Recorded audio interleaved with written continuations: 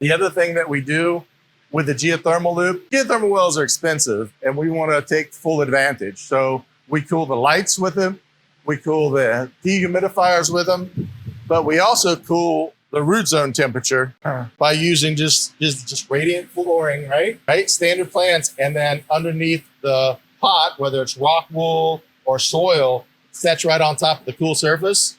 And we can control the root zone temperature to 67 degrees. When your root zone is 67, you don't get pests, you don't get mold, you get a higher oxygen content, right? Plants are healthy. The ground temperature, 67 degrees, right? Below the surface.